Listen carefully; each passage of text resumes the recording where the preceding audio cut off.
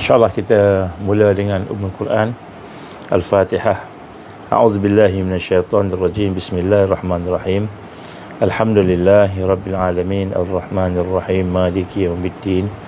Iyyaka na'budu wa iyyaka nasta'in. Ihdinas siratal mustaqim. Siratal ladzina an'amta 'alaihim ghairil maghdubi 'alaihim waladdallin. Amin.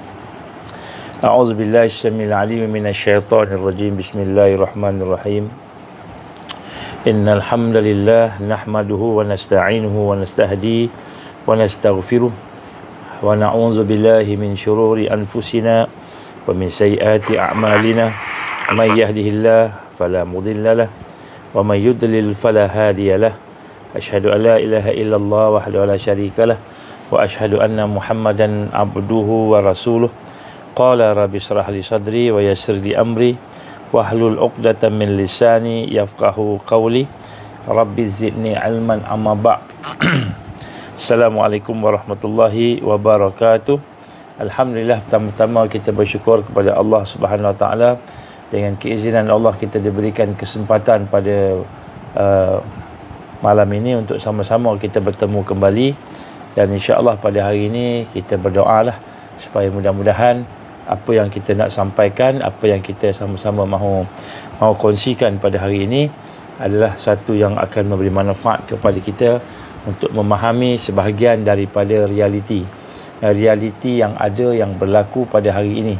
Jadi kita ingin sama-sama berbincang tentang perkara-perkara yang sedang berlaku di dalam dunia ini, sebagai mana yang telah pun digambarkan oleh Allah Subhanahu Wa Taala sebagai satu yang perlu kita faham, iaitu kita ada musuh, dan kita tidak akan dapat menegakkan Islam, kita tidak akan dapat membina Islam, membina kekuatan Islam, melainkan kita menjauhkan diri kita daripada perangkap musuh. Perangkap musuh Allah menggambarkan dalam suratul Baqarah, a'udzubillahi minasyaitonirrajim, ya ayyuhallazina amanu udkhulu fi silmi kafah wala tattabi'u khutuwatis syaitan innahu lakum aduwwum mubin. Wahai orang beriman, masuklah kamu di dalam Islam secara menyeluruh, dan janganlah kamu mengikut jejak langkah syaitan. Wala tattabi'u khutuwatis syaitan. Khutuwatis syaitan ini janganlah kamu ikut perancangan syaitan. Jangan kamu ikut dia punya perangkap dia lah, jalan-jalannya. Innahu adu mubin. Mereka itu adalah merupakan musuh yang nyata, musuh yang nyata. Jadi pada malam ini kita ingin melihat salah satu lagi daripada apa yang digambarkan oleh Allah Subhanahu Wa Taala, bahawa mereka ini adalah orang-orang yang membuat perancangan, dan perancangan jahat itu adalah bukan perancangan yang perlu kita sedar, kita faham. Jadi Allah juga telah berfirman dalam suratul Baqarah juga. Allah berfirman, ayatnya panjang, kita ambil pertengahan, wala yazalun yuqatilunakum hatta yaruddukum an dinikum in istata'u. Mereka tidak akan henti-henti untuk memerangi kamu sehinggalah mereka boleh mengembalikan kamu, merosakkan kamu, memurtadkan kamu daripada agama kamu, seandainya mereka sanggup. Jadi sinilah kita digambarkan oleh Allah Subhanahu Wa Taala tentang bagaimana mereka sentiasa dalam keadaan memerangi, yuqatilunakum, kan, mereka sentiasa dalam keadaan memerangi umat Islam. Dalam surah Al-Qasas pula, ayat 20, Allah menggambarkan bahawa terdapatnya pakatan jahat. Wahai Musa, sesungguhnya pegawai Fir'aun, ataupun pada masa itu Fir'aun lah, sedang mengadakan pakatan jahat, makar terhadap kamu, maka mereka hendak membunuh kamu. Oleh itu pergilah dari sini, sesungguhnya aku pemberi nasihat secara ikhlas kepadamu. Dalam surah Ibrahim, Allah juga menggambarkan kita tentang wujudnya perancangan jahat, makar ini, dan sesungguhnya mereka telah menjalankan perancangan jahat mereka untuk menentang kebenaran, sedangkan di sisi Allah itu ada balasan bagi perancangan jahat mereka. Dan mereka walaupun perancangan jahat itu boleh melenyapkan gunung ganang sekalipun, walaupun Sehebat mana pun perancangan jahat itu, tetapi Allah akan menghancurkan perancangan jahat mereka. Jadi kita lihat, kita telah didedahkan di dalam beberapa media-media sebelum ini berkenaan perancangan-perancangan jahat mereka, dan kita pun telah berbincang berkenaan perkara ini, dan pada hari ini insya-Allah kita akan meneliti satu daripada apa yang ada di hadapan kita, iaitu digambarkan sebagai digital ID. Digital ID. Dan digital ID ini kita akan tengok satu-satu berkenaan dengan digital ID ini. Kita akan bermula pada malam ini dengan definisi dan juga dengan sedikit sebanyak introduction. Jadi esok insya-Allah sekiranya ada peluang, kita akan buat pula berkenaan dengan hidden agenda. Apa sebenarnya yang mereka nak capai daripada digital ID. Jadi kita tak nak ceritalah pasal macam mana yang dia orang kata konspirasi ni kan. Dia kata ni semua teori-teori konspirasi ni. Kita dengar menteri sebut, menteri penerangan sebut, mereka ni orang yang sama juga cakap pasal konspirasi, pasal tak betul lah inilah sebagainya. Maka kita nak dedahkan apa yang dikata tak betul. Kalau tak betul tak apa, cuba buat kajian. Kita tak nak cakap siapa-siapa, kita nak cakap apa-apa, tapi kita nak dedahkan benda-benda yang penting untuk kita melihat dengan cara detail. Mudah-mudahan bila kita faham akan perkara-perkara ini, kita tidak akan terperangkap dengan perancangan-perancangan jahat mereka, insya-Allah. Jadi pada malam ni kita akan buat introduction dulu supaya kita faham benar-benar apakah definisinya dan siapakah yang telah membuatkan yang push, yang menekan supaya digital ID ini diberikan, dan apakah pro dan cons. Pro dia apa? Sebab ada orang kata digital ID ni bagus, mesti ada bagusnya kan. Kalau tidak, orang tak nak buat. Jadi dia kata pro. Malahan sebahagian daripada orang-orang yang mengatakan tentang perkara-perkara yang berkaitan dengan kerajaan ini, dia kata takkanlah PM bodoh sangat, takkanlah menteri bodoh sangat, takkanlah agung bodoh sangat, takkanlah raja-raja bodoh sangat, nak ikut cakap kamu saja. Contoh macam itu. Ada orang yang bercakap begitulah. Jadi tak apa, kita tidak mahu bergaduh dengan siapa-siapa, kita ikut pandangan masing-masing. Tapi nak sebut kat sini, apabila kita menerangkan ini, kita tengok fakta-faktanya, apa makna. Jadi pada malam ini insya-Allah kita akan membincangkan tentang definisinya, apa dia itu digital ID, apa yang dimaksudkan digital ID yang mereka nak tu, dan kemudian mungkin apakah dia punya pro dia, kebaikan dia, dan apakah dia punya keburukannya. Ini yang kita akan fikirkan. Jadi kemudian esoknya insya-Allah kita akan dedahkan juga bagaimana perancangan-perancangan yang tersurat dan tersirat. Yang tersurat, yang hari ini kita sebut yang tersurat dulu. Yang tersurat, yang tersirat ni secara umum lah. Besok kita akan sebut yang tersirat. Jadi supaya kita dapat faham, tidaklah kita kelang kabut sangat. Orang cakap digital ID tak elok, kita pun kata digital ID tak elok. Orang kata digital ID elok, kita pun kata digital ID tu elok. Jadi kita main ikut arus. Kita tak nak ikut arus, kita nak kena ikut fakta, hujjah, ala basiratin, ala basiratin, di atas basirah, di atas hujjah yang nyata, hujjah yang nyata, bukan ikut-ikut. Jadi supaya kita boleh cerita ke orang sebenarnya apa dia. Kerana digital ID ini adalah sekiranya dia tidak dibuat dengan elok ataupun tidak dibuat secara baik, benar, maka dia menjadikan the biggest evil, dalam perancangan jahat. The biggest evil. Kalau lain-lain tu dia boleh lari-lari lagi, tapi yang ini tak boleh lari lagi. The biggest evil. Kalau dia jadi yang baik, the biggest kebaikan lah dalam perancangan tadi. Baik. Jadi kita melihat sekarang insya-Allah pada hari ini kita tengok sikit beberapa definisi supaya mula-mula kita mulakan dengan definisi tentang digital ID ini. Apa dia sebenarnya digital ID ini supaya kita faham, apakah dia sebagainya.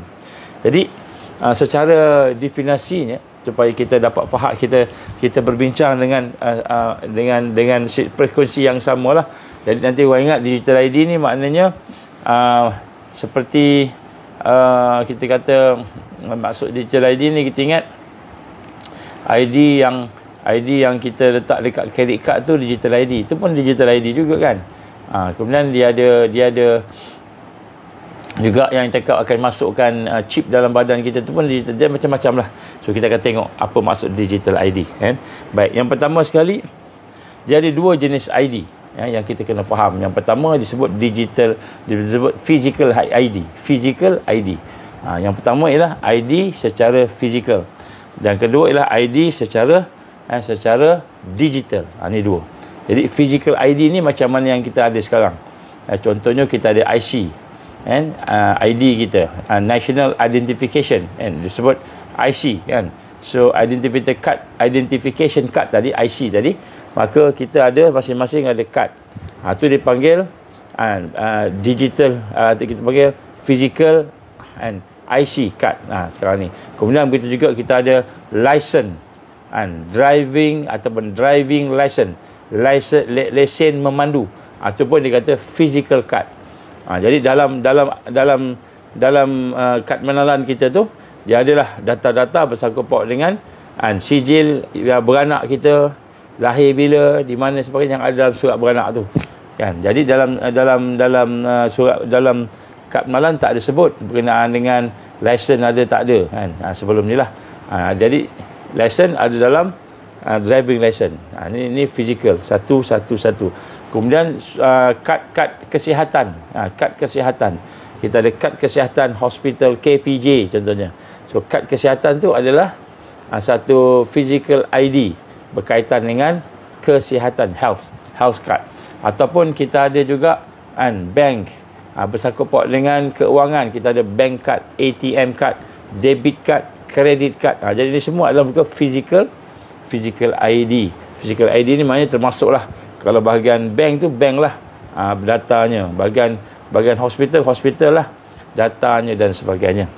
Jadi apa maksud digital ID pula yang kita nak kena definekan di sini.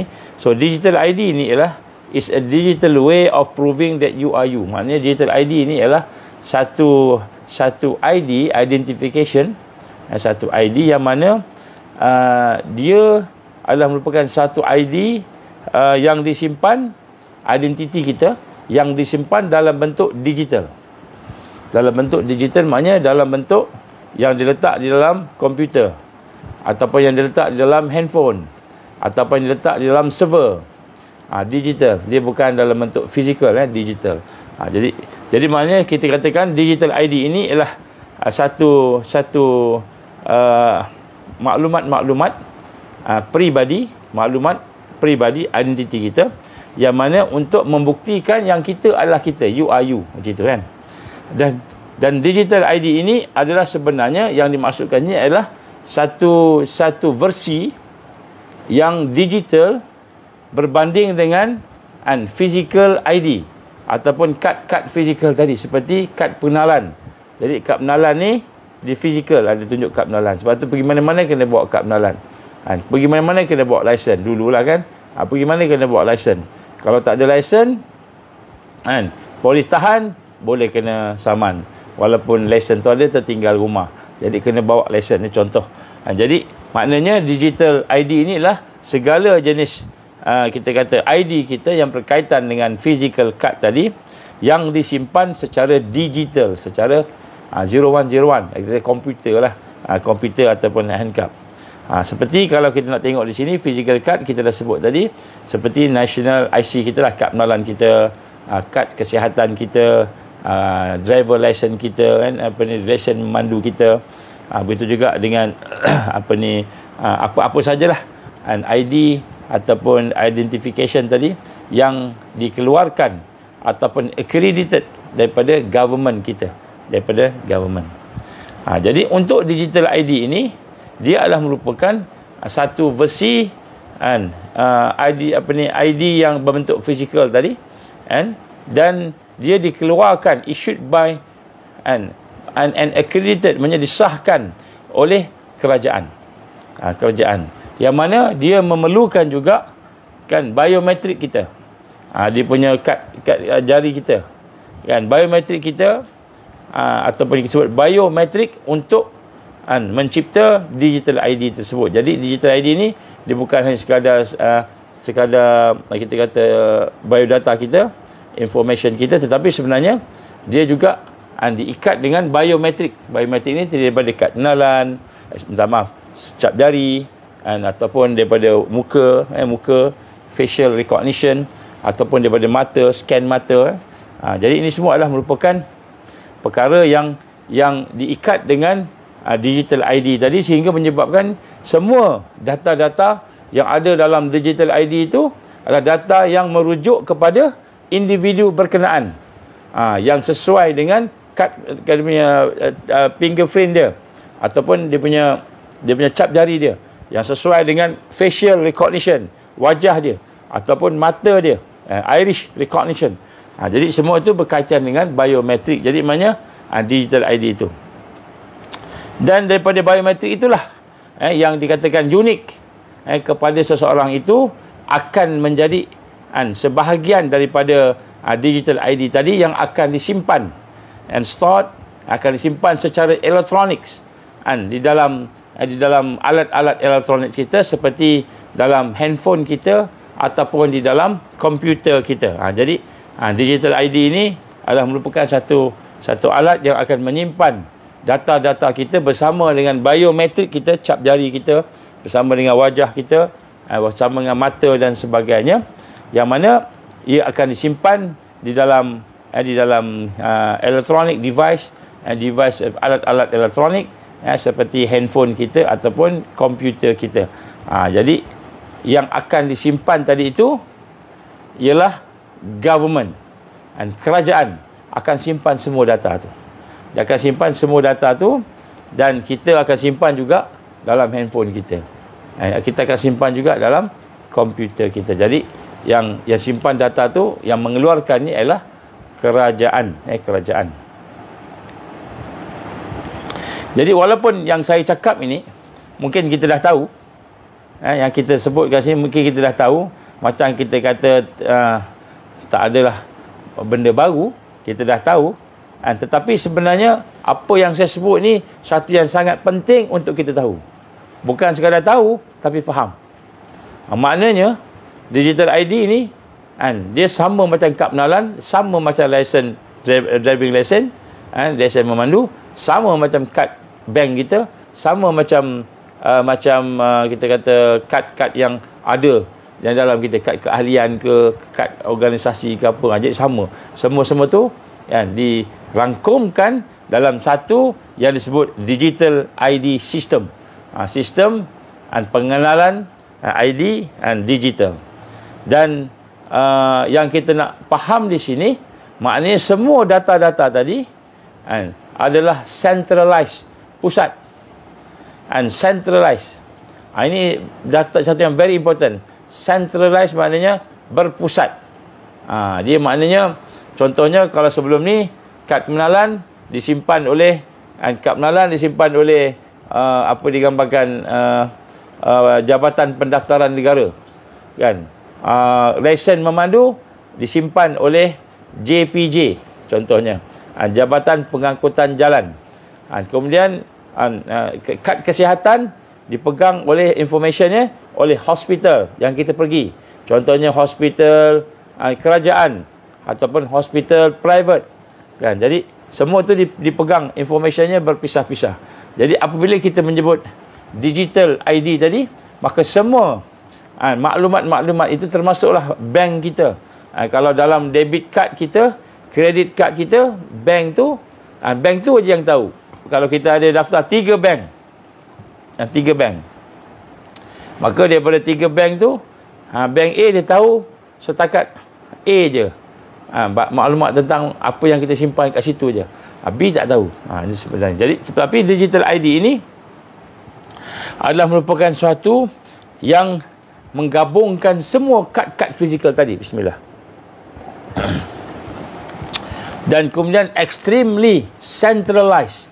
Maknanya dia adalah berpusat, centralized. Dia bukan terpisah-pisah macam physical card tadi. Dan ultimately, akhirnya yang penting kita ni, dia adalah dia berada di luar daripada kontrol kita, kan, daripada penguasaan kita. Maknanya sekarang ni yang memegang, kalau kita kata IC tadi, kad pengenalan kita tu dipegang oleh Jabatan Pendaftaran Negara. So Jabatan Pendaftaran Negara lah. Tapi bank dipegang oleh tentang keuangan kita, bank pula pegang. Jadi adalah pihak-pihak yang berbeza. Tetapi ini dipegang oleh satu pihak, sama ada kerajaan ataupun private company, syarikat-syarikat yang private yang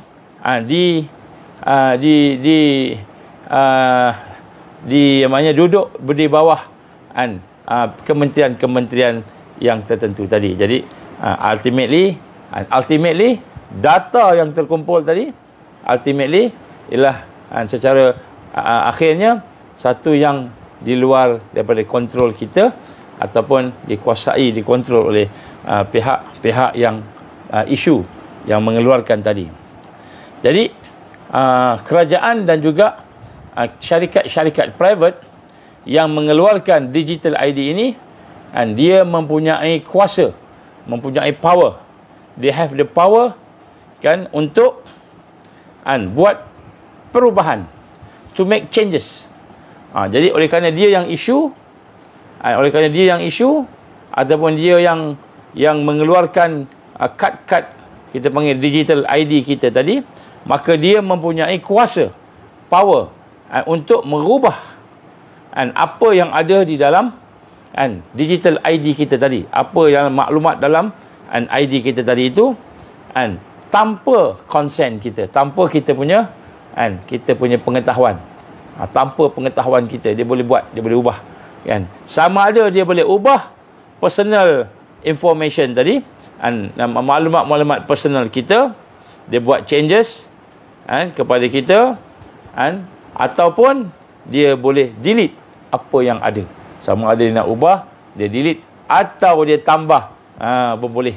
Dia kurangkan, dia tambah. Jadi ini semua dibuat oleh government tadi, kerajaan tadi, kementerian tadi, ataupun orang yang ada, ataupun syarikat yang digajikan, yang ditugaskan oleh pihak kerajaan untuk memegang digital ID. Jadi kerajaan ni dia tak pandai semua.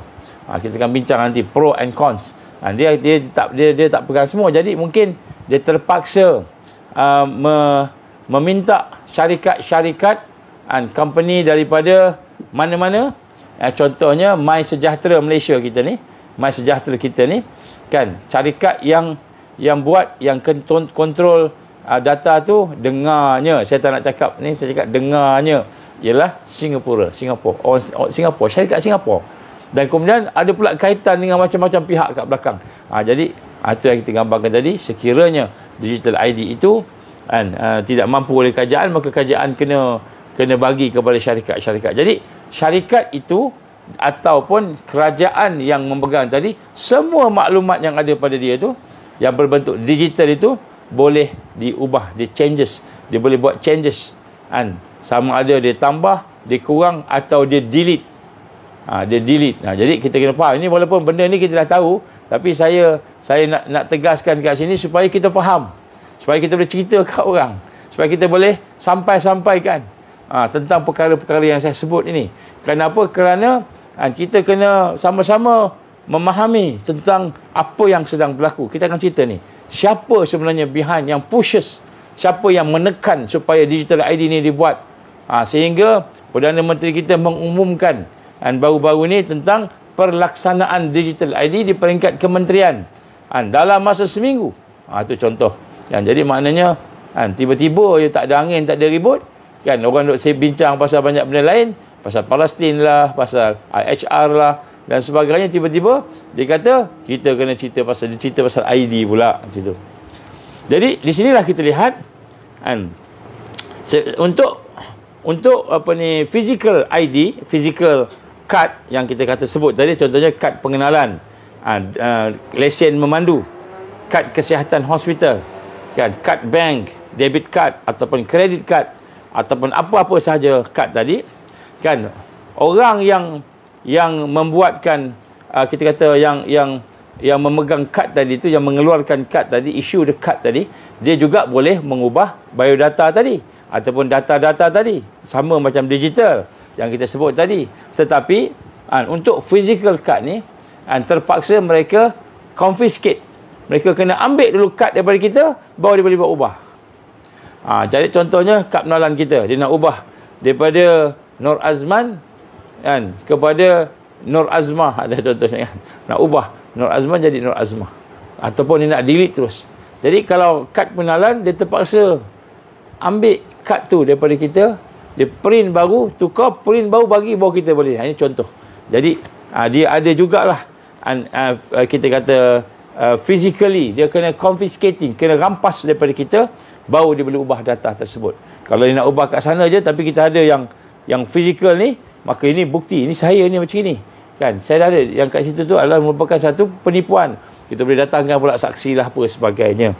Jadi dari sinilah kita lihat secara dengan jelas bahawa physical card ini, physical ID ini susah untuk dia nak buat sesuatu setting, ataupun kita kata lebih payahlah mereka nak melakukan sesuatu perubahan di dalam digital berbanding dengan digital ID yang kita sebut tadi.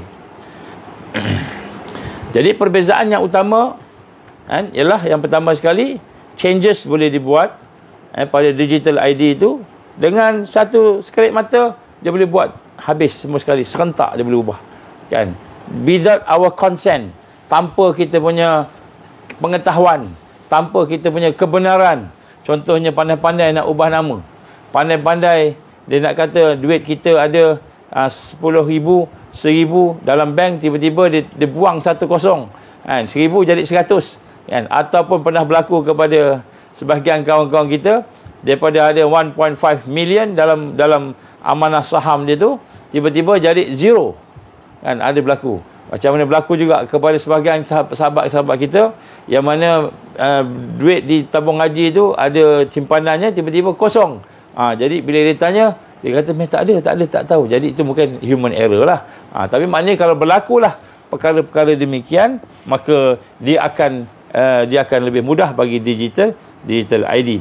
Dan kemudian yang kedua, digital ID ini dia connected to all aspect of our life, semua sekali. Dia terikat dengan semua. Kalau dulu kad pengenalan, lesen memandu, lain jabatannya, lain kadnya, ada dua berbeza. Pasport, contohnya pasport ada pasport, kad pengenalan. Lepas ni pasport, kad pengenalan, lesen memandu, kad kesihatan, bank kad bank, mungkin kita keahlian dengan organisasi apa-apa, atau sebagai apa sahaja pun penglibatan kita di dalam kehidupan ini, dengan organisasi ke, dengan kerajaan ke, dengan private sector ke, sebagainya, akan terletak maklumat itu di dalam satu sahaja digital ID yang telah mereka keluarkan tadi. Jadi inilah perbezaannya.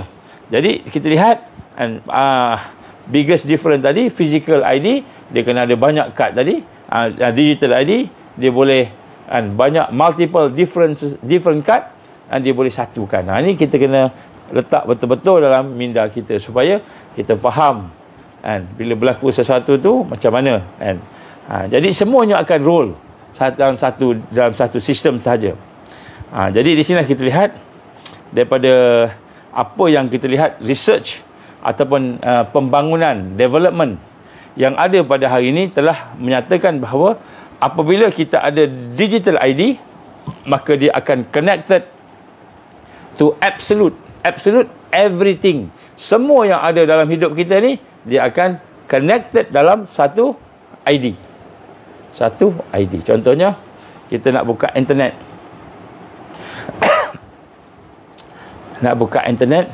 Nak pasang email baru, bismillahirrahmanirrahim. Ataupun kita nak guna internet, atau nak guna Telegram. Kalau sebelum ni kita boleh buka macam-macam kan, kita boleh guna information yang berbagai-bagai.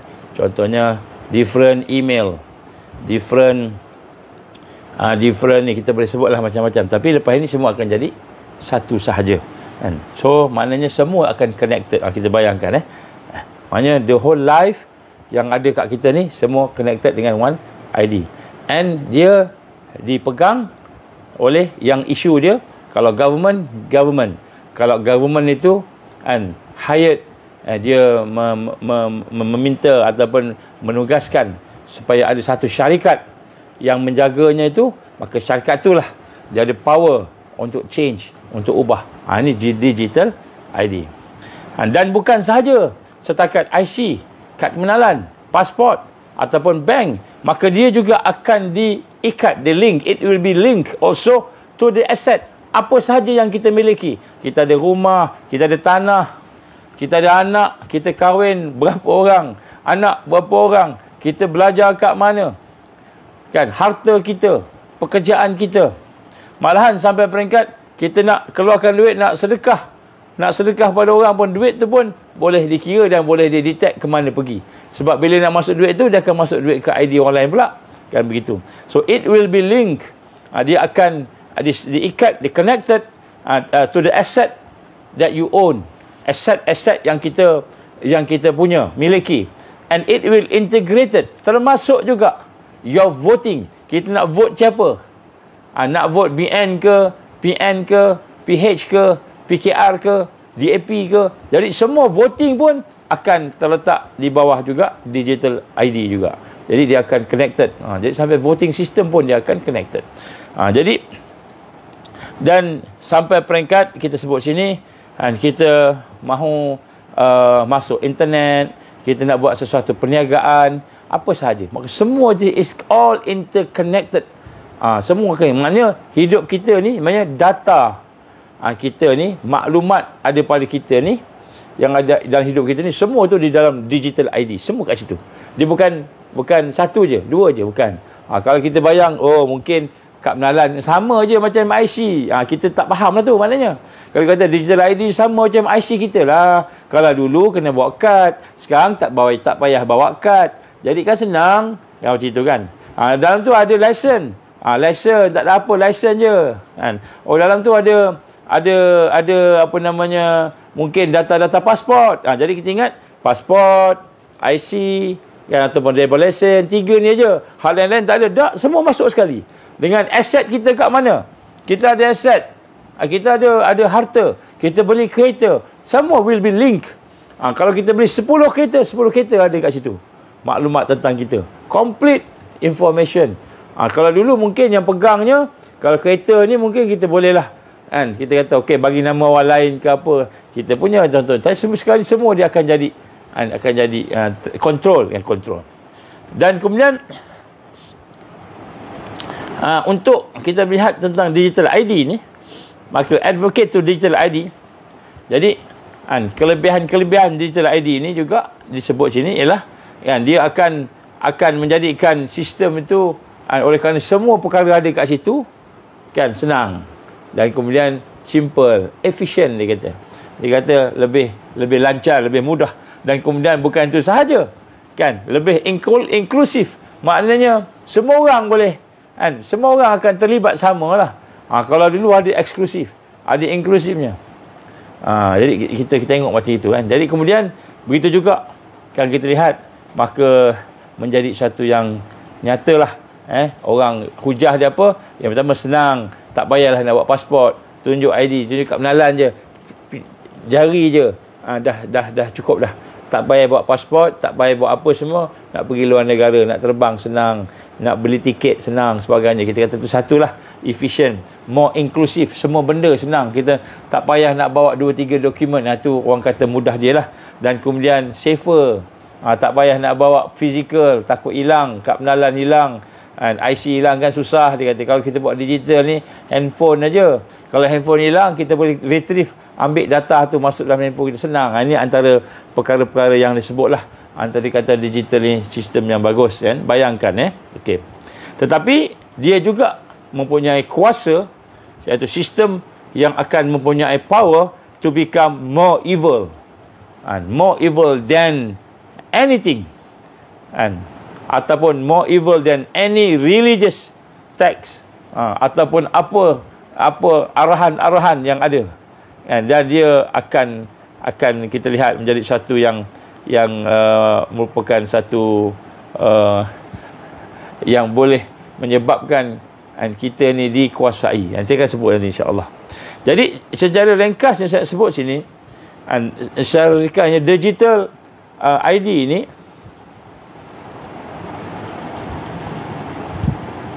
Jadi secara ringkasnya, digital ID ni adalah merupakan akan menjadi suatu totalitarian, total top down control. Total top down control yang mana with no escape, tak boleh lari. Ini dia punya kita kata daripada kecil-kecil tadi yang kita bincang tadi kan, akhirnya dia akan total top down control. Maknanya kalau kerajaan tu kerajaan yang baik, macam kita kata DNA kan, DNA kita ni is controlled by Allah contohnya. Allah kontrol. Tapi Allah ni Ar-Rahman Ar-Rahim. Allah ni Tuhan, tak ada kepentingan, tak ada kezaliman. Ar-Rahman, Maha Pengasih, Maha Pemurah. Kan? Jadi Allah ni begitu kan. Tapi yang kontrol ni manusia yang ada kat situ, yang terdedah dengan corruption. Terutama pula negara-negara yang terdedah dengan corruption. Lebih-lebih lagi lah. Can you trust the person yang handle keyboard tu? Data kita tu di-handle. Jadi di handle data kita tu. Can you trust the person now, for example? Baik, jadi maknanya sebenarnya bila kita melihat digital ID ni maknanya apa? A total top down control. Dan bukan saja top down control with no escape, tak boleh lari. Tak boleh lari. Sebab semua data ada kat dia. Semua perkara yang berlaku ada kat dia, mesti berlaku. Kita pergi beli kat mana? Kita pakai credit card ke, debit card ke, atau pakai bank mana, dia akan tahu. Kita sedekah kat mana, kita beli apa, dari sudut ekonomi, kita kerja apa, dapat gaji berapa. Jadi kalau dulu contohnya kan, kita kata Google ambil information kita.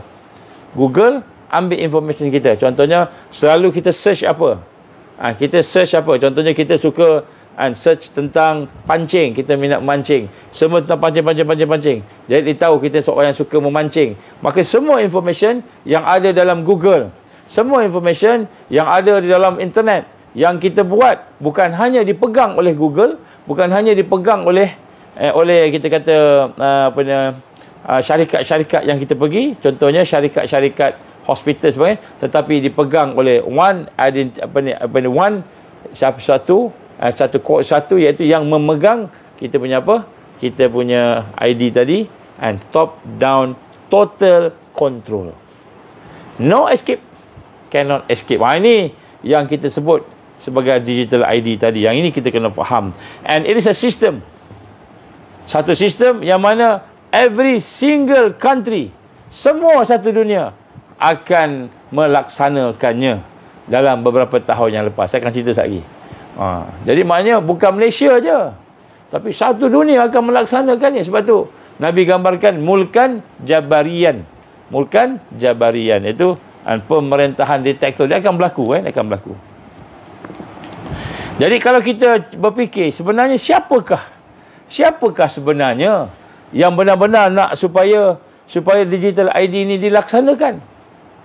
Ya, satu dunia ni bukan Malaysia je, bukan Indonesia je, tak. Satu dunia.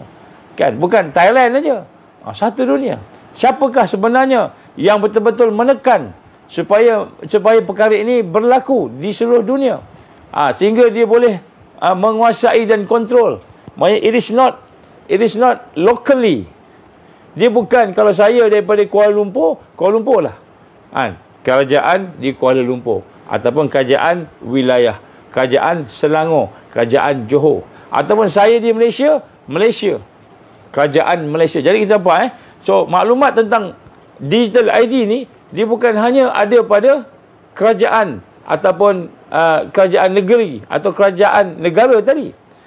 Kenapa? Kerana yang push, yang menekan untuk diadakan digital ID ini adalah United Nation. Pertubuhan bangsa-bangsa bersatu. Jadi United Nation yang push benda ini sempena dengan SDG, Sustainable Development Goal. Itu merupakan salah satu daripada perkara yang mereka nak capai, itu pelaksanaan digital ID. Pelaksanaan digital ID yang semua ahli kepada United Nations ni mesti melaksanakannya digital ni sebelum 2030 semua dah jalan dah. Maknanya 2030 kan semua mesti ada digital ID, dan digital ID itu bukan dikontrol oleh negara-negara tetapi dikontrol oleh United Nations. Sebab macam mana kita nak sahkan dia ni orang yang betul, pasport yang betul sebagainya. Sekarang jadi one pasport satu je. Walaupun daripada Malaysia tapi pasportnya satu sebab digital ID-nya yang sama. Maka dia pergi ke Korea, pergi ke China, pergi ke Australia, pergi ke mana-mana saja, dia akan bawa digital ID yang sama. Digital ID maknanya a comprehensive data berkenaan diri kita. Satu data yang komprehensif, yang menyeluruh semua sekali. Bawa. Kalau kita pergi Australia, kajian OCHA dapat. Kemudian United Nations dapat. Jadi siapa yang nak koordinat ni? United Nations. Kerana mereka mempunyai Sustainable Development Goal SDG, yang mana salah satu daripada 17 objektif itu adalah untuk melaksanakan digital system, termasuklah digital ID. Dan secara kita kata literally-nya, bagaimana kita tengok United Nations pula ni, dia bekerja dengan siapa? Ni kita tengok pula. Oh, tak apa kot kita kata United Nations yang ambil ni. Digital ID maklumat ni semua United Nations ambil, tak apa kot. Dia kerajaan. Kita kena trust, kena percaya. Bukan sebarang-sebarang tu dipilih oleh pimpinan-pimpinan dunia. Orang yang baik-baik kan. Okey. Kita tengok pula United Nations ni dalam usaha untuk melaksanakan SDG ni, terutamanya digital ID ni, dia bekerjasama dengan siapa pula? Jadi dia bekerjasama dengan 3 sektor. Yang pertama disebut public sector, kerajaan. Yang pertama public sector iaitu kerajaan. Maknanya Malaysia, siapa yang menjadi ahli United Nations. Yang kedua, dia bekerjasama dengan private sector. Private sector ni adalah businessman yang besar-besar ni.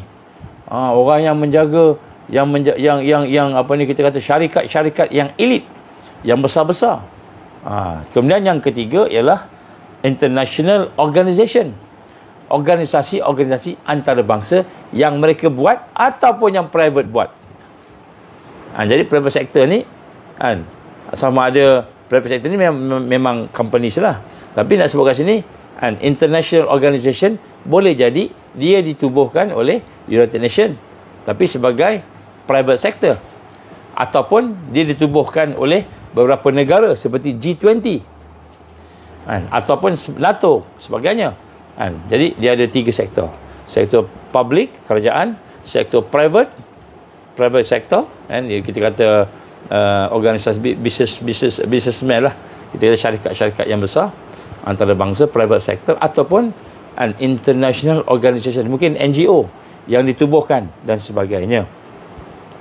Jadi daripada 17 SDG goals yang mereka nak sebut tadi, maka semua every country kena capai sebelum kita kata pada 2030. Itu untuk SDG kan, termasuk digital currency. Tapi untuk digital currency ni bila pula mereka nak? Tuan-tuan, puan-puan, sahabat-sahabat yang dirahmati Allah, United Nations telah mensasarkan satu dunia kena buat digital ID ini pada atau sebelum 2025. Sebelum ataupun pada 2025. Jadi kat sini disebut kat sini jadi involvement ataupun penglibatan one and only jadi, dan siapakah yang paling besar sekali yang terlibat di dalam push yang daripada dalam UN ni, dan UN ni yang paling kuat sekali push untuk SDG ni ialah World Economic Forum, WEF.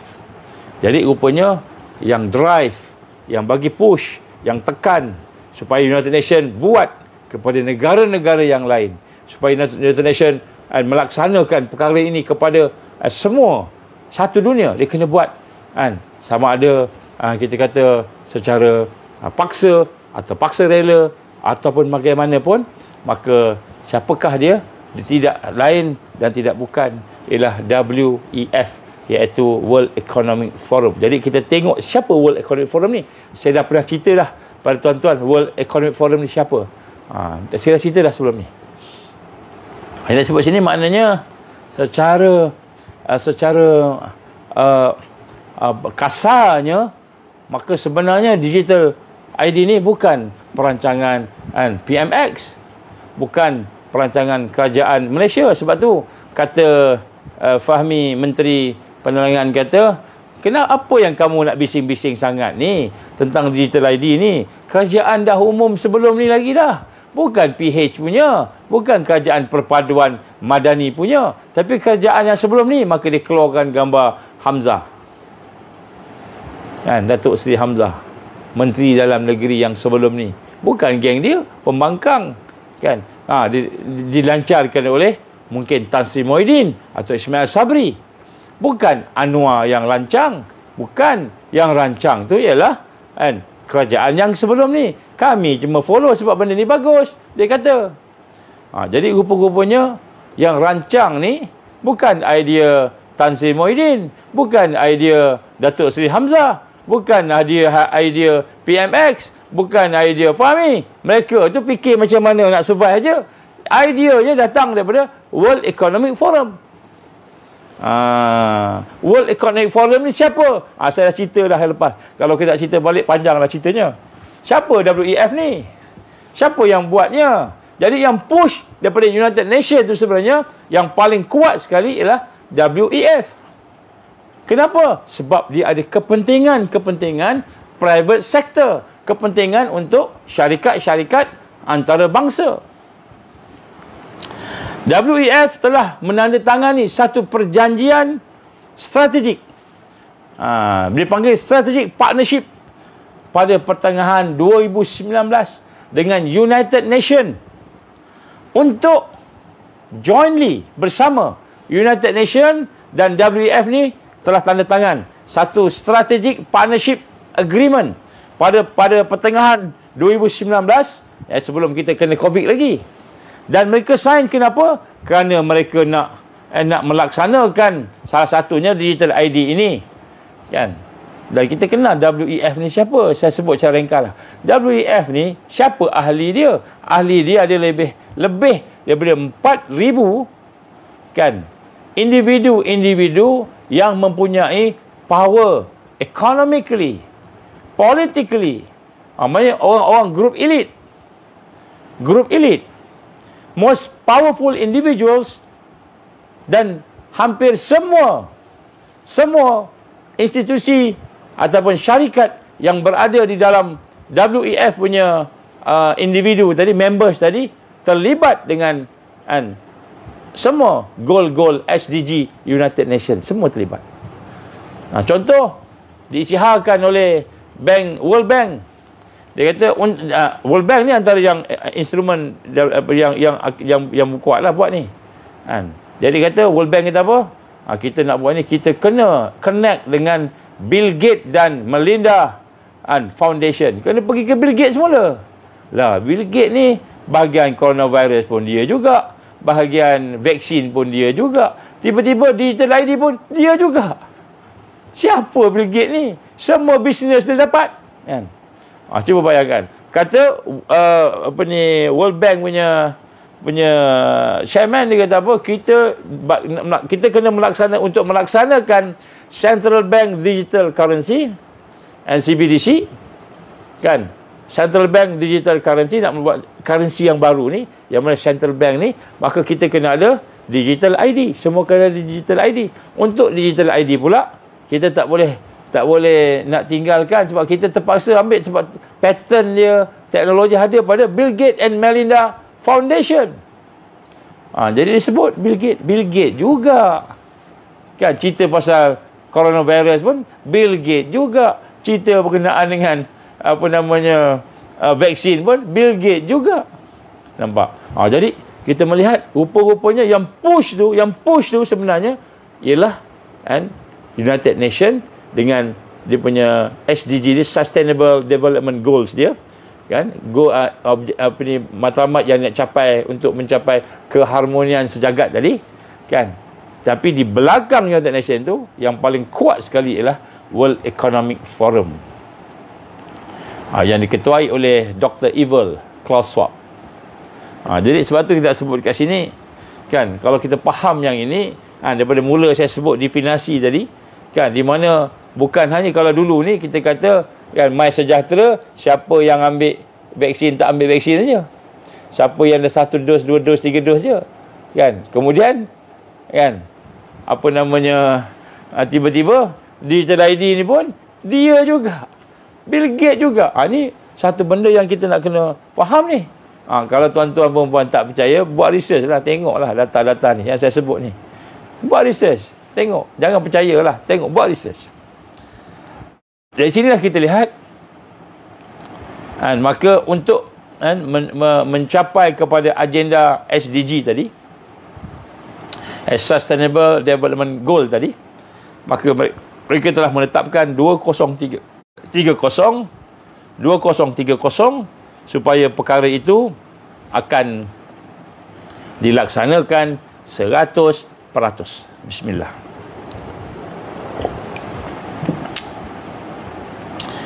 Jadi Sustainable Development Goal ini, dia punya tarikh dia ialah 2030 tahun dia. Digital ID kita ni bila?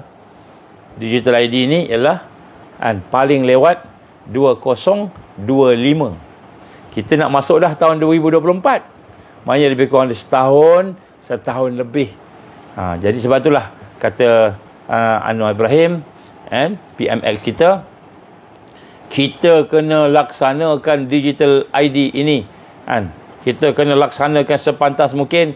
Kita akan mulakan dengan semua kementerian, semua jabatan-jabatan kerajaan dan sebagainya kan.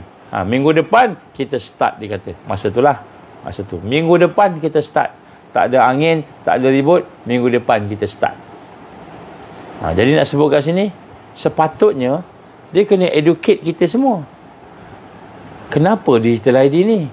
Apa pro dia? Apa kebaikan dia? Apa keburukan dia? Saya akan sebut sekejap lagi. Apa kebaikan, keburukan, saya akan ulang nanti. Jadi kita kata patutnya kena educate. Ini tiba-tiba nak tukar. Sebab diingat Digital ID ni agaknya macam kad penalan aja, macam kita ingat sebelum ni. Macam kad penalan je sebelum ni kan. Kad penalan satu, sekarang ni kad penalan dengan lesen kereta dengan pasport kita gabung. Apa salahnya? Baguslah. Tak payah kita nak ni bawa jari je, cop jari je. Bawa cop jari, tak payah bawa pasport. Tertinggal pasport tak ada, jari je dia. Jari ni memang melekat dah. Okeylah, tak apalah. Rupanya bukan tu, lebih lagi. Bukan hanya sekadar maklumat-maklumat kad penalan kita, IC kita. Bukan saja maklumat tentang lesen memandu kita. Bukan maklumat tentang pasport sahaja. Tetapi kesihatan kita, bank kita, aset kita, kita belanja kat mana, kita beli apa, kita pergi internet, kita scroll apa, kita google apa, kita nak cari apa yang kita baca, apa yang kita buat, kita berjalan ke mana, GPS kita, pergerakan GPS kita, semua ada dalam satu data. Itu dipanggil Digital ID kita. Jadi semua maklumat tadi. Maka bayangkan kan, maklumat ini pula dia boleh kontrol, dia boleh ubah, sama ada kerajaan ataupun pihak private, syarikat yang ditugaskan untuk melaksanakan projek Digital ID ini, maka dia ada kuasa nak ubah, dia ada kuasa nak tambah, nak kurang bio data kita, maklumat kita, ataupun delete. Dia ada kuasa tanpa consent, tanpa kita punya pengetahuan pun, tanpa kita punya kebenaran pun, without any permission dia boleh ubah. Kalau dia kata ini grup ni grup akhir zaman ni grup konspirasi ni, kita delete semua dia punya keuangan. Ini yang kita nampak dari sudut data. Kemudian daripada satu segi yang lain pula, yang lebih berbahaya, yang saya nak sebut pada hari ini, sekiranya kita tak faham akan hakikat Digital ID itu, iaitu mereka boleh prevent, boleh menghalang. Bukan saja dia boleh delete dan sebagainya, dia boleh menghalang kita nak beli dan tiba-tiba tak boleh beli. You are being blocked. Kamu di block. Kamu dilarang membeli makanan di luar daripada kawasan kamu. Kamu orang KL, beli kawasan KL aja. Tak boleh beli kat Melaka. Tak boleh beli kat mana. Dia nak buat, dia boleh buat. Dan dia dah buat pun. Ni tak cerita lagi hacking. Tak cerita lagi masalah cyber. Itu belum cerita lagi. Ni kita bawa cerita tentang kontrol dia tu. Jadi, siapakah sebenarnya yang push, yang menekan supaya digital ID ni dibuat? United Nations. Kita kata, baguslah United Nations. Kita nak standardizekan, nak mudahkan satu dunia. Ya, siapa yang menekan United Nations? WEF, World Economic Forum. Dan yang lain-lain ada lagi sebenarnya. Tapi yang paling besar World Economic Forum, termasuklah World Bank.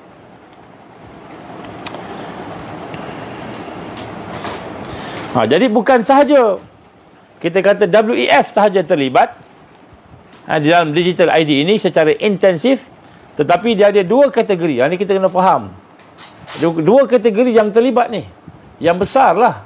Tadi kita sebut 3 kategori kan. Ini 2 kategori. Yang pertama sekali ialah kan, digital ID ni adalah merupakan representatif kepada, yang pertama sekali ialah public sector. Minta maaf, saya mulakan dengan private sector dulu. Syarikat-syarikat private persendirian. Yang mana dia berminat dengan digital ID ni. Kenapa? Tentulah kerana dia akan dapat peningkatan dari sudut keuntungan, profit dan ekonomi dia. Jadi apabila terlibat dengan digital ID ni, macam kita tahu Google apa sebagainya tu kan, sebelum ni dia orang kumpul maklumat semua akan disatukan. Jadi one world government, dia akan satukan. Maka orang yang kontrol syarikat-syarikat elit yang besar ini, dengan maklumat yang ada, dengan data yang dia ada tu, tentulah dia boleh design supaya perniagaan dia tu, ekonomi dia tu akan tertingkat participation. Dari sudut penglibatan masyarakat dunia dalam syarikat-syarikat mereka, dia boleh gunakan dan tentulah akan meningkatkan profit, keuntungan. Jadi syarikat besar makin besar. Ini dia, sebab tu dia orang nak supaya benda ini berjalan. Dia orang nak supaya benda ini berjalan. Ini secara logiknya macam itulah. Profit dia akan meningkat. Dia private. Jadi sebab tu dia nak, sebab tu WEF ni ada lebih daripada 4,000 individu elit dan juga syarikat-syarikat elit seluruh dunia. Jadi mereka rupanya behind United Nations. Tuan-tuan perempuan tak percaya, tuan-tuan kajilah, buatlah kajian. Buatlah kajian, tengok sungguh-sungguh. Ini memang data dan fakta. Tuan-tuan boleh tengoklah. Kemudian yang kedua, untuk public sector pula, untuk kerajaan pula, apa keuntungan dia? Apa yang mereka dapat daripada digital ID ini?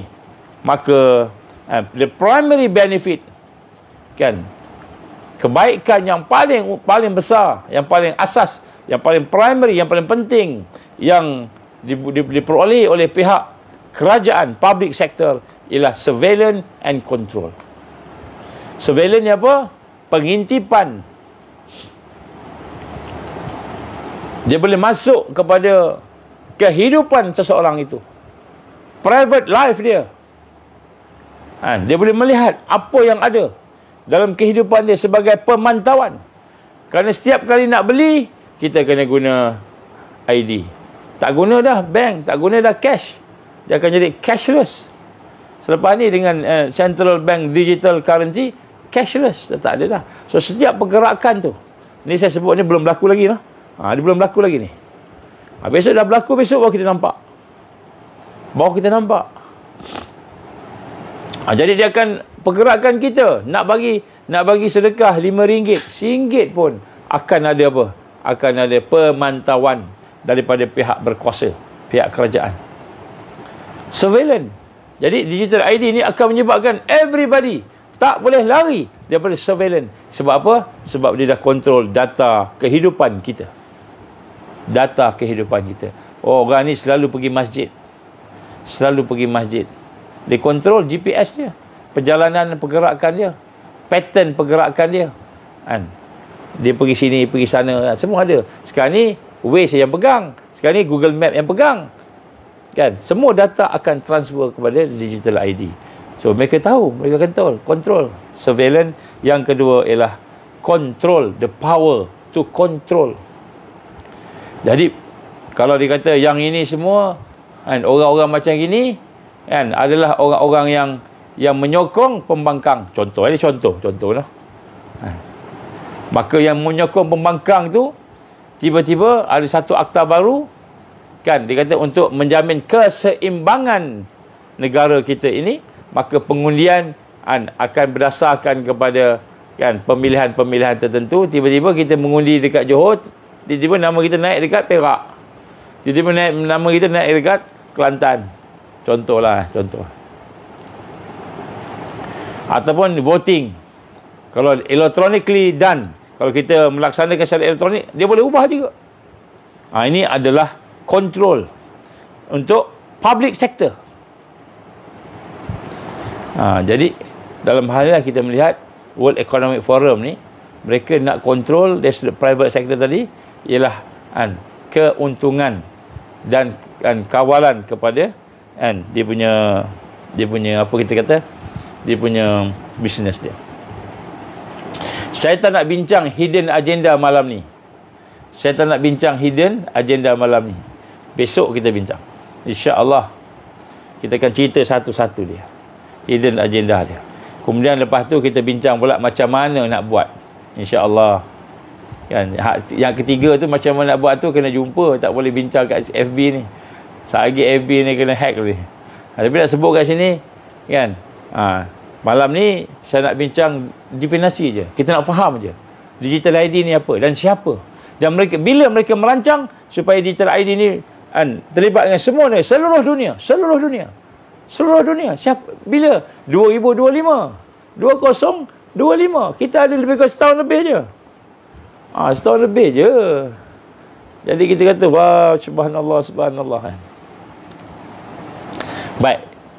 To be objektif, kita tengok apa pro and con. Saya petik daripada beberapa, kan, daripada kajian-kajian yang dibuat oleh mereka dan juga dibuat oleh beberapa orang kita juga. Saya petik lah, kan, apa pro and cons digital ID ni.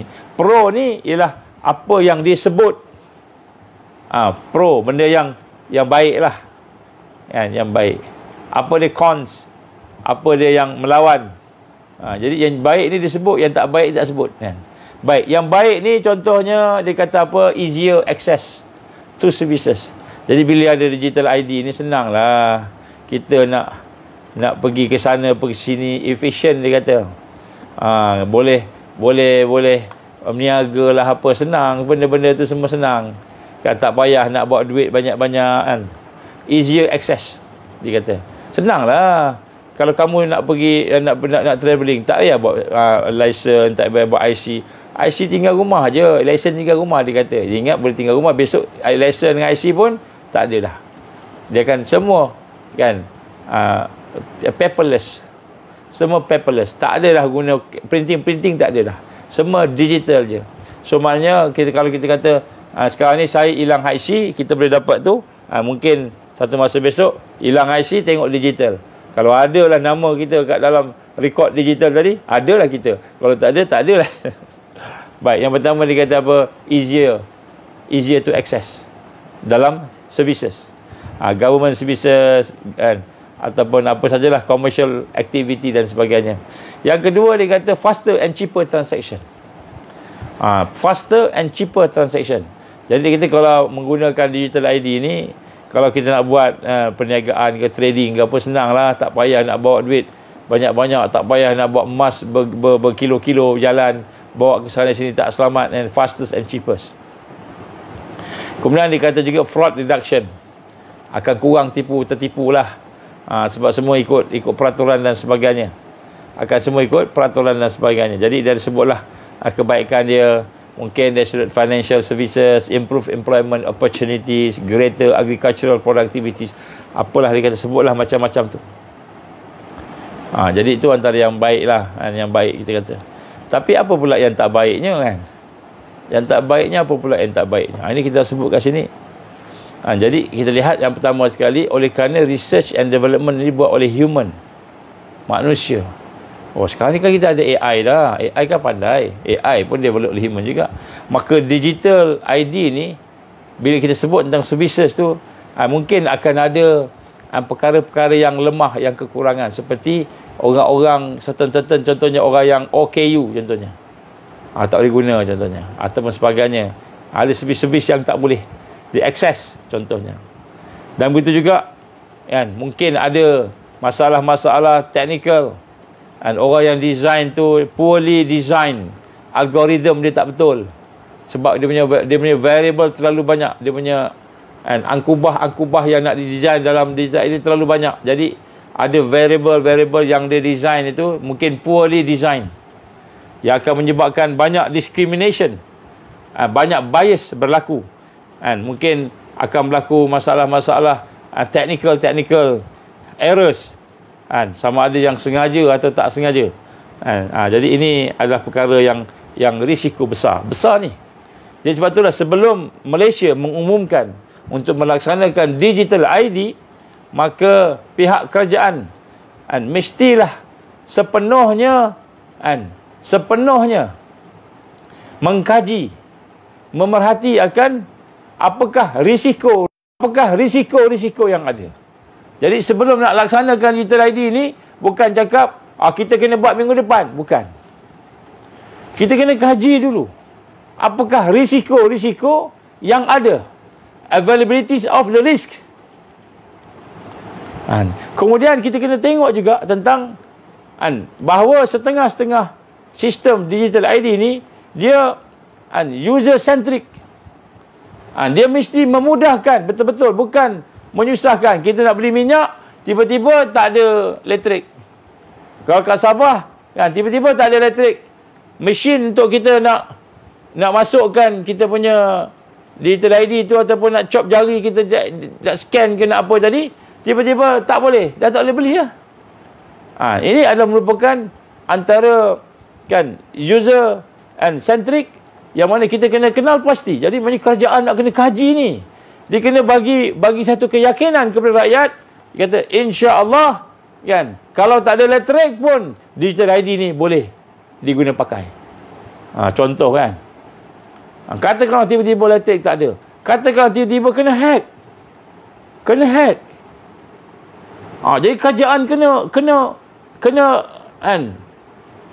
prihatin dan faham akan apa namanya, kita kata perkara-perkara yang bersangkutan risiko tadi. Kalau tak boleh cakap. Kalau dia cakap macam itu, tiba-tiba kita nak beli ni tak ada, tiba-tiba contohnya salah tekan, duit kita 100,000 jadi kosong, tak ada duit. Delete. Kita pergi akaun, kosong. Rupa-rupanya ada orang salah tekan kat sana, kosong. Ataupun ada orang hack, ambil duit kita, keluar masuk tempat lain. Adakah risiko-risiko ini, perkara-perkara ini telah dipikirkan? Ini adalah perkara yang sebelum nak jalan pun dia kena cek semua ni. Jangan dah berjalan besok, ini masalah, itu masalah, ini masalah, tu kena tembak nanti. Kerajaan nanti kena tembak nanti. Tak kira lah tembak dengan peluru betul ke, peluru molot ke. Jadi tengok nak sebut ni. Contohnya di negara-negara Afrika dan di negara-negara Asia, terlalu banyak technical error.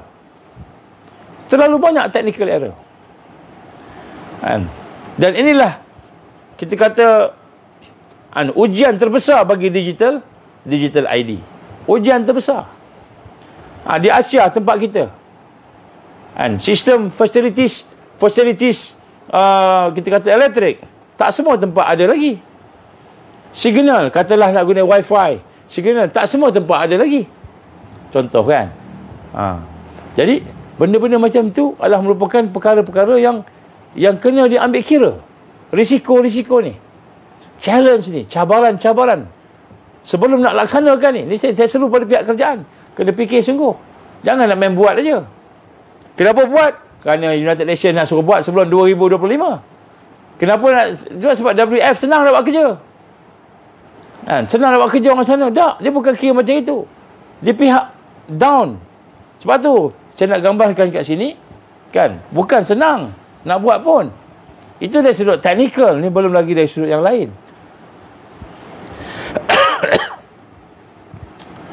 Jadi untuk melaksanakan deployment challenge pun satu juga.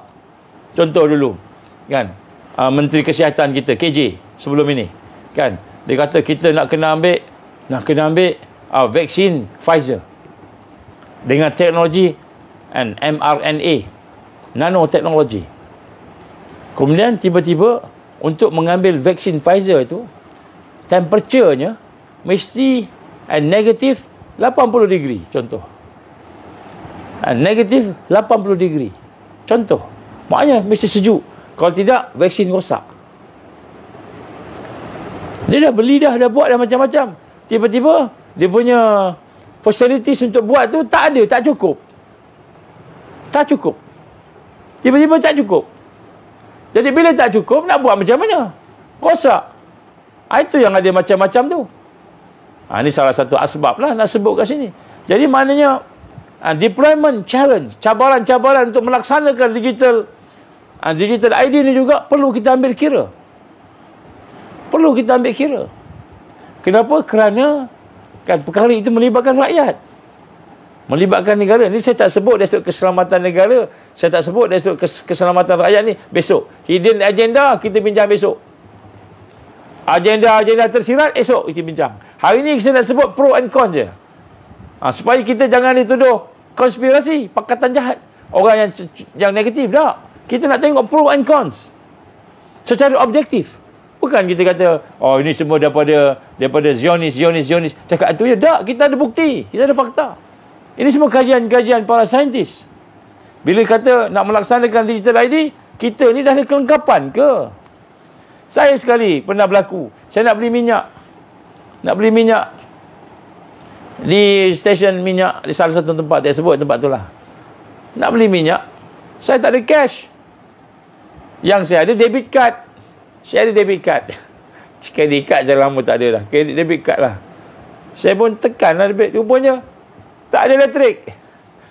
Tak boleh beli minyak. Minyak dah tinggal sikit, nak jalan jauh lagi. Kan? Macam mana tu? Ini dari sudut debit card tadi. Kalau ID macam mana? Pelaksanaan kita tiba-tiba di sempadan, di mana-mana nak gunakan ID, nak kenal diri kita siapa, tiba-tiba blackout, habis. Tak boleh masuk. Ini tak termasuk dari sudut emergency hospital. Kan?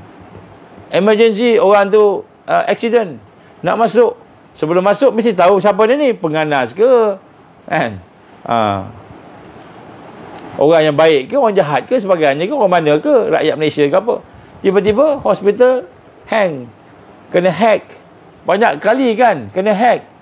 Kerajaan pun kena hack. Bank pun kena hack. Bukan sekali dua, banyak kali. Kan? Jadi, ini semualah challenges. Deployment challenges. Untuk kita melaksanakan tu. To deploy. To deploy. Which are the lack of funding. Dan kita pun tak ada duit. Negara kita tak ada duit nak buat benda ni. Tiba-tiba nak buat. Nak kena tengok lah. Tapi saya pasti WF akan bagi duit. World Bank akan bagi duit. Tapi semua pinjam. Dia akan bagi duit suruh buat. Dia akan suruh buat juga kan. Begitu juga ada banyak macam critical human resources. Human resources yang critical. How to administer, how to manage dan sebagainya. Kemudian tak termasuk juga unequal access. And ada orang yang tak ada mobile phone pun. Orang kampung, mobile phone pun tak ada. Kan? Mobile phone pun tak ada. Smartphone pun tak ada. Yang ada Nokia yang kecil tu kan. Jadi dia tak ada yang smartphone. Macam mana keluarkan digital ID dia? Pakcik menoreh getah je, pakcik tak mampu nak beli. Kan? Adakah kajian akan bagi smartphone pada satu Malaysia supaya digital ID itu boleh berjalan? Ini semua persoalan-persoalan dikata deployment challenges. Kan? Challenge, cabaran-cabaran untuk melaksanakan digital ID ni. Ini bukan senang. Kalau setakat cakap-cakap boleh lah. Jadi Inilah antara perkara-perkara yang sebenarnya menyebabkan rakyat pada hari ini tidak percaya. Low trust in government. Kita tak percaya dengan government. Kenapa kita tak percaya? Parlimen sendiri pun tak percaya dengan siapa yang ada. Macam-macam hujah. Saya dengar macam-macam. Kita kata kita nak lawan rasuah. Tapi rupanya rasuah lagi besar. Lagi hebat. Ini contohlah. Jadi maknanya perkara-perkara yang kita sebut tadi adalah merupakan perkara-perkara yang dari sudut implementation. Kemudian begitu juga dari sudut perundangan, poor legislation. Kita ada pelaksanaan undang-undang yang very weak.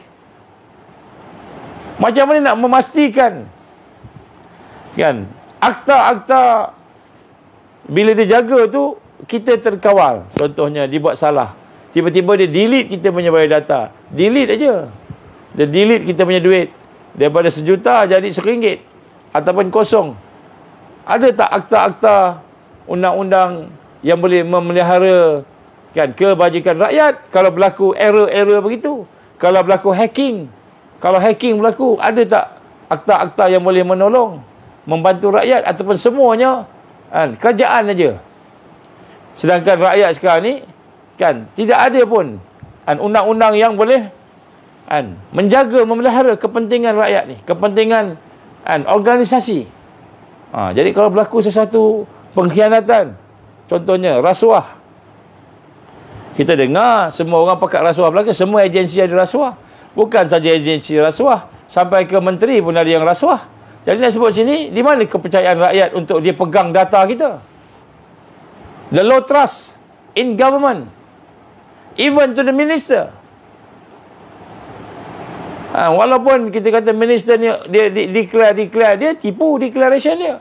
Saya dah declare dah saya punya harta, tapi sebenarnya proxy dia berapa ramai? Tipu. Dia kata dia tak ada harta, tapi dia punya proxy dia ramai. Ini kita sebut pro cons dulu ni. Sebelum nak fikir nak buat digital ID, kita kena fikir semua challenges ni. Ini tak termasuk dari penipuan-penipuan yang lain. Jadi bukan kita main buat je. Kalau buat ni tentulah kita akan backfire. Backfire bukan kepada kerajaan sahaja, tapi backfire pada rakyat yang akan menderita. Kita nak ubah setahun lebih ni mesti tukar semua. Boleh ke? Dan sebenarnya saya pun yakin ahli-ahli menteri kita, parlimen kita pun tak setuju. Sebab mereka pun nak ada cash juga. Untuk pilihan raya ni ada cash. Kalau semua digital, semua dikontrol. Saya rasa secara fitrahnya mereka pun tak setuju. Dan saya yakin raja-raja pun tak setuju. Sultan-sultan pun tak setuju. Saya rasa sebab tidak fitrah. Everything is controlled by an organisation or a government ataupun syarikat yang kontrol. Boleh ke? Satu yang tidak munasabah. Jadi kalau kerajaan kita buat juga, maknanya macam tak boleh fikir lah. Macam tak boleh fikir. Ini saya boleh sebut hidden agenda saya sebut besok dah. InsyaAllah. Hari ini saya cuma nak sebut pro and cons saja. Definasi mula-mula tadi, apa dia pro and cons. Supaya kita nampak benda ni secara objektif. Ini bukan cerita pasal konspirasi teori ke apa, bukan. Cerita pasal benda yang practical and realistic. Yang kita kena fikir secara objektif. Bukan secara ikut perasaan. Sebab tu saya minta pada sahabat-sahabat kita, NGO, jangan buat sesuatu ikut perasaan. Digital ID ni ada tak kebaikan? Ada kebaikan. Ada tak keburukan? Banyak keburukan. Jadi kalau satunya baik, satunya buruk, yang mana yang teruk? Buruknya lebih hebat. Kita kena fikir 2-3 kali nak buat macam mana. Bukan tolak semua. Sejauh mana kerajaan boleh garanti, boleh menjamin data privacy? Data kita ni ada privacy. Tak ada orang ambil data kita ni untuk dijadikan bisnes, untuk terlepas kepada syarikat ni. Tiba-tiba ada syarikat ni hantar batang kat kita, nak menawarkan sekian. Kenapa? Data kita tu dah dijual. Macam mana? Ada tak akta-akta yang menjamin menjamin privacy dan security, untuk menghalang diskriminasi, to prevent discrimination. Jadi adakah benda gitu? Jadi sudah ada ke law untuk digital ID management? Dah ada ke belum? Jadi law pun tak ada lagi. Nak implement macam mana? Law digital management, digital ID management, dah ada ke? Dah bincang kat parlimen ke? Undang-undang peraturan berkenaan bagaimana nak handle digital ID, macam mana management digital ID, dah ada ke laws and regulation for the e-government,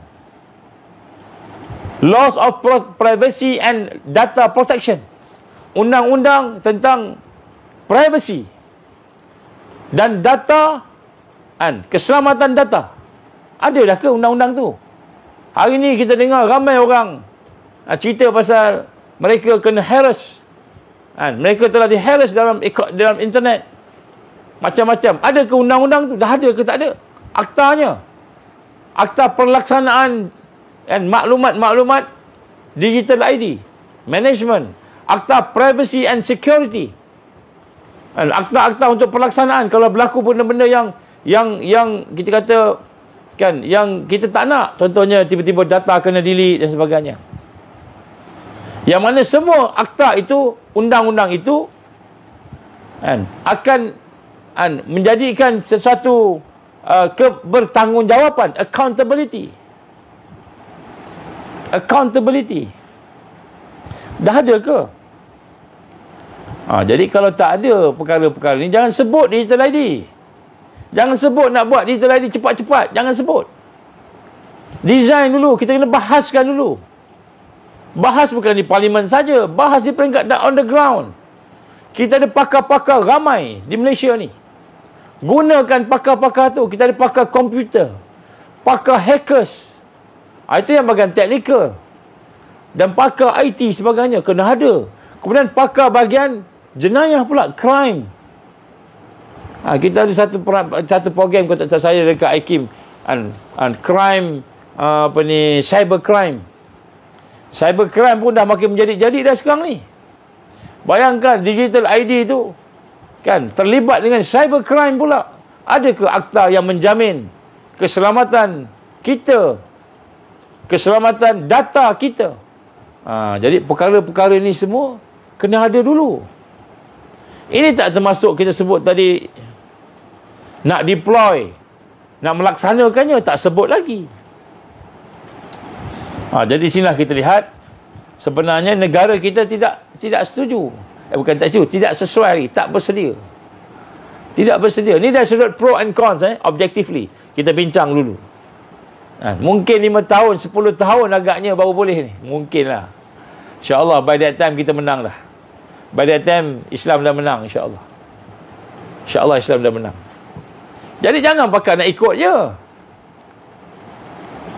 Bila kita sebut tarikh akhir nak objek IHR 1 Disember paling last sekali, 30 Disember 31 November. 1 Disember tu tak boleh dah. Dia bentangkan dalam parlimen, dia kata Mei dan Mac dan sebagainya. Dia kata NGO tu mengarut lah dekat luar tu, cakap tak apa-apa, tak ada data, tak ada fakta. Kita cabar tengok betul-betul artikel 59. Bila tarikh akhir untuk buat bangkangan dan penolakan. IHR. Bila? Dia kata bulan Mei, bulan Mac, besok baru bincang balik. Tak. Akhir November 2023. Sebab tu ada negara-negara lain yang dah membangkang. New Zealand dah bangkang. Ni saya dengar lah. Saya tak tengok lagi. Saya dengar je. Ada beberapa negara dah bangkang lah IHR ni. Malaysia terima je. Saya tengok di dalam propose amendment by Malaysian government, KKM lah. Dalam propose yang dibuat dulu, tak ada pun dia kata kami tidak membangkang dan membantah. Kami tidak membangkang dan membantah. Memang tak bangkang tak bantah dah. Saya minta maaf Saya minta maaf sebut, saya terpaksa sebut ni. Sebab masa kita dah tak ada dah. Kita nak jumpa PM pun, PM dah sibuk dengan, dia lebih sibuk dengan Coldplay lagi. Selamat datang Coldplay ke Malaysia. Kita mengalu-alukan supaya datang ke sini, kan, boleh membawa kepada keselamatan, keamanan, sejagat keharmonian. Boleh sekian. Coldplay dia bercakap, IHR tak ada sebut. Kenapa? Malah baca IHR ni. Dah menteri kata okey. Okey lah. Rakyat duk bangkang tanya, tengoklah, bagilah jawapan. Kan? Masa nak pilihan raya, pergi jumpa rakyat, turun ke kampung-kampung, pergi ke kedai-kedai, pergi masjid bagi khutbah, pergi surau bagi ceramah. Masa nak ambil undi, pergi mana-mana, pergi menteri-menteri ni. Minta simpati rakyat. Tolonglah kami, sokonglah kami, undilah kami. Tapi apabila rakyat tanya dia, berapa perkara yang kami kaji ni tak sama dengan apa yang kerajaan nampak ni. Kalau kami bodoh, bagi jawapan yang tepat. Kamu bodoh ni tak apa, kami terima kebodohan kami. Sebab kami ni rakyat. Kamu ni pemimpin. Pemimpin ni ada fakta, ada data. Sepatutnya kamu lebih hebat. Tapi senyap aja. Senyap aja. Tuan-tuan dan puan Allah SWT, jangan sampai wakil WHO datang ke rumah kita, paksa kita. Wakil WHO ni termasuk KKM lah. Paksa kita untuk ambil sesuatu yang di luar batasan hak-hak kemanusiaan, hak-hak rakyat, hak-hak agama. Dengan askar kita, dengan polis kita, paksa pergi kuarantin. Dan kita tak boleh buat apa-apa. Jangan sampai berlaku benda-benda macam itu, baru kita sedar, dulu kalaulah kita lawan, kalaulah kita ikut sama-sama, dah terlambat dah. Saya nampak kita punya siaran ni diganggu. Saya berapa kali kena onkan dia balik. Jadi kalau mati bila-bila, minta tuan-tuan, insya-Allah kita doalah, besok insya-Allah kita ada. Nampak macam diganggu. Jadi dan sebut kat sini, tuan-tuan rahmat Allah SWT, jangan sampai macam itu. Kita kena ada hak, kena jaga rakyat kita. Kena ada kebertanggungjawaban. Bukan nak jaga harmoni bagi orang terlonjak-lonjak 75,000 dekat konsert je. Bukan tu saja. Ini hak mereka ni. Nak bawa bendera pelangi LGBT pun tak apa, tu hak dia. Yang penting tak kacau orang.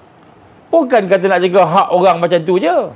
Sebenarnya sesuatu yang berlaku dalam hidup kita ni, kehidupan kita ni, nyawa kita ni, besok ni digital ID ni lebih hebat lagi.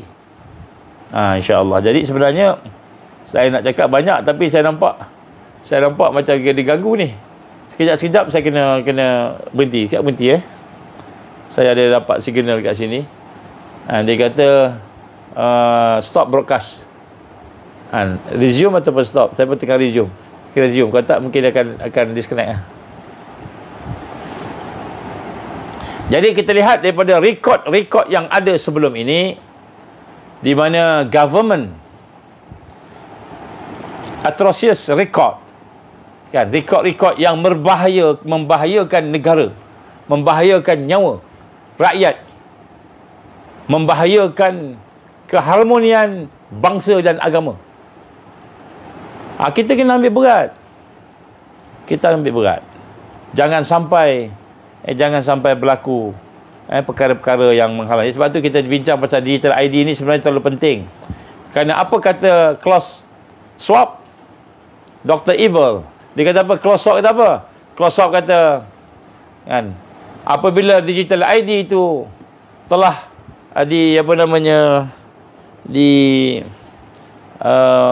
implement, dilaksanakan, maka dia senyum. Dia kata end game, dia kata end game. Dia senyum, end game, habis dah. Maka mereka merancang supaya digital ID itu berlaku sebelum 2025. Itu mereka rancang. Dah ada dah. InsyaAllah, kalau ada kesempatan saya tunjuk besok apa yang mereka rancang.